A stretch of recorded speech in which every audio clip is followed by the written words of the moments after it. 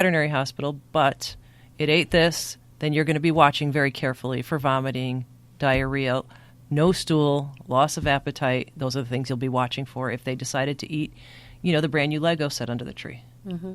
Great. That sounds painful. Yeah.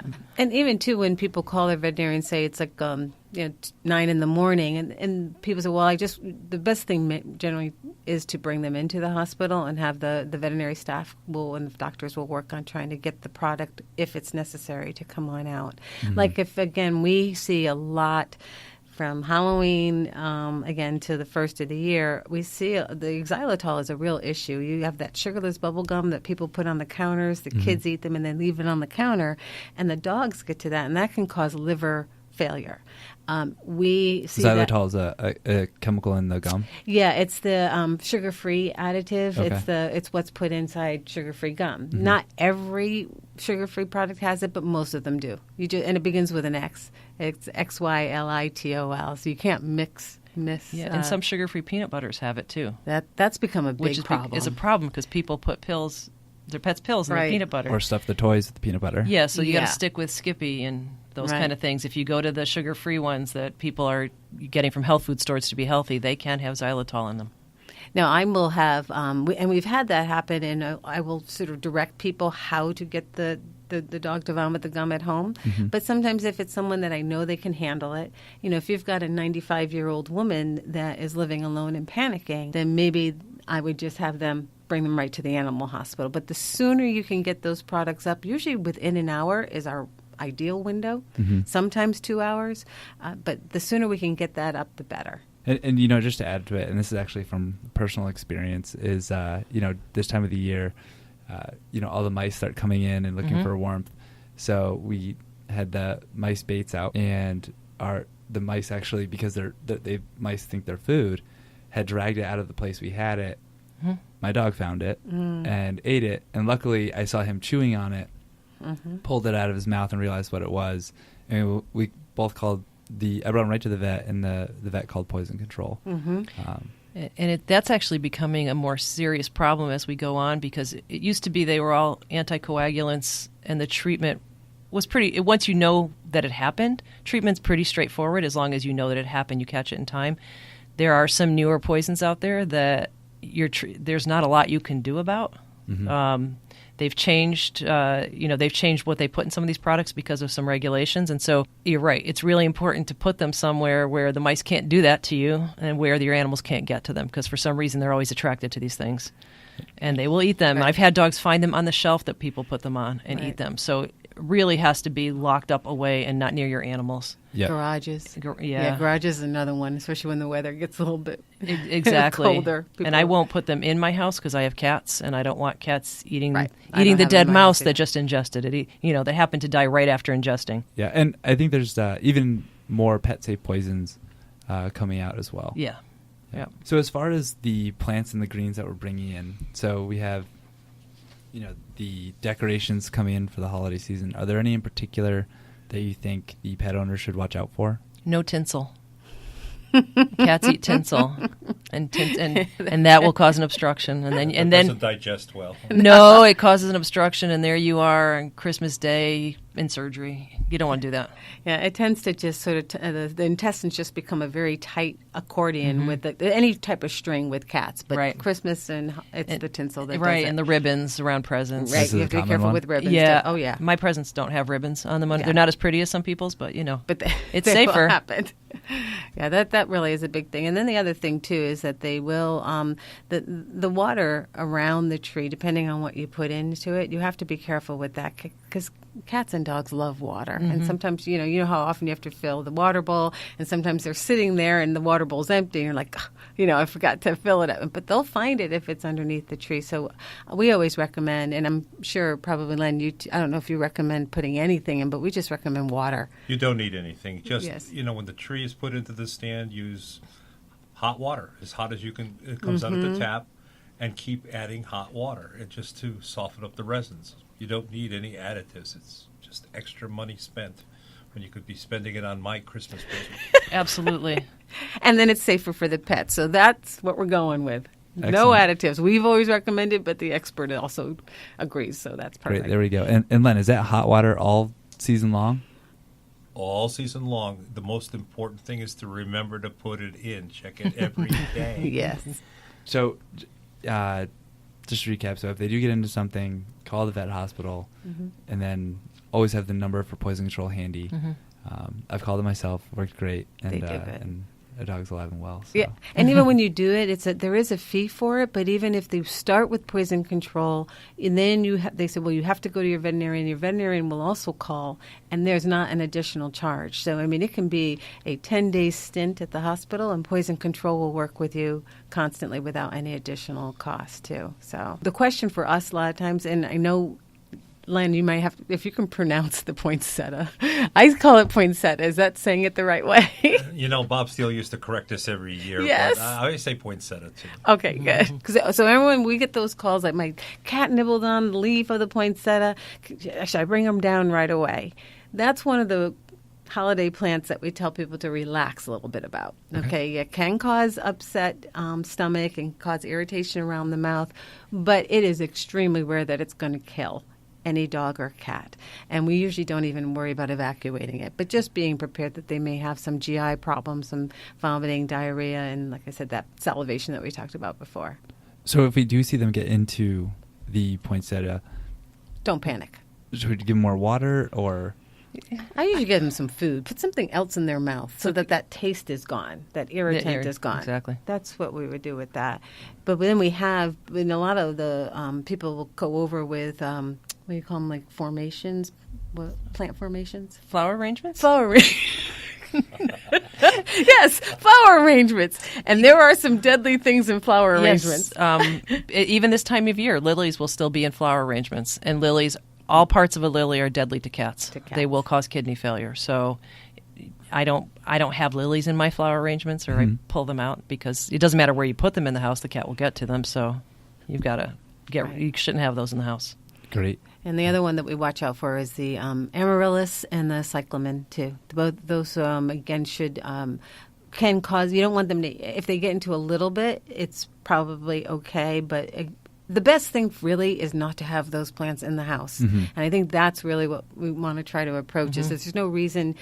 Sorry, you just can't enjoy it. Enjoy the Christmas cactus. That's a lot safer than like the cyclamen or definitely the lilies. So avoidance would be the best thing of not having some of these plants in the house. What about holly or mistletoe? Yeah, we were talking about that. They're not as bad as something like a cyclamen. They can cause some vomiting and diarrhea in large amounts. You can have some issues with depression and low blood pressure, but they're a little bit more than the poinsettia. Right. Not as bad as something like a cyclamen. Right. And then the mistletoe a little bit more than the holly berries. Right. And most people don't have a lot of mistletoe around. Usually it's like one little. And it's usually hanging up off the ceiling, so it's okay. Len's, his eyes are watering. Oh, no, I have lots of mistletoe wherever I go. Well, the proper way is to, when you steal a kiss under the mistletoe, is to take a berry off. And when there's no more berries, it's impolite to have a kiss. Okay, I did not know that. That's Victorian. Oh, nice. What about paper whites? I know, though, that's kind of after Christmas, but those are narcissus, and I know that narcissus with daffodils. Yes, the bulbs. Yeah, are not good. Not good. Yeah, the bulbs you can cause seizures if ingesting the bulbs, and it's a good thing to bring up because sometimes that's a Christmas present, right? That's somebody gives you an arrangement with just the bulbs in it, so that's a good thing to bring up. So is that bulbs in general, or just that? The narcissus bulbs can be toxic. Or the daffodils. Gotcha. So even planting in the garden. Yes, you do have to be careful where you plant. If you have a dog that's going to dig up and eat things, then you have to be careful what you put in there. And our favorite thing to warn people about is the cocoa mulch, too. Eating the cocoa mulch is dangerous because that gets back into the chocolate toxicity. Yep. So it's constant. Your pets I love the smell of cocoa mulch, but we don't have it around our house. When I brought the cocoa mulch in for the first time, my kids were 8 and 9, and they would bag it up into baggies and actually sell it to their friends for 5 cents a bag. It really does smell pretty good, but yeah, and that's got to be probably part of the reason why the dogs are getting into it, right? The scent is so much different than absolutely your cedar mulch that you're putting it smells out there. good. So. Yeah, it does. So it smells good and it's bad for them. And one last thing about things that are under the tree. So if you bake baked goods like brownies and chocolate cookies, don't put them under the tree. Your dog or cat's going to find them, and that's dangerous. And then a common gift for cats is catnip. And especially if you do have a new pet in the house or a new cat, sometimes young cats, you never know how they're really going to respond to catnips, and it can make some cats more aggressive. Actually, then I'm just okay, man. I'm cool and chilled. You want to be able to test your cat how it responds to catnip before you just leave it underneath the tree or give it to someone else. The other interesting present is people give you these arrangements with the flavored coffees, like the powdered flavored coffees. Mm-hmm. I had a dog eat a whole bunch of that once. Mm-hmm. And both the chocolate in the coffees is toxic and the coffee's toxic. Mm-hmm. So that animal ended up at the emergency hospital because somebody just put the package under the tree. So, only Legos underneath the tree, it looks like. Legos was the safest thing to have. Oh, man, I thought it was scary.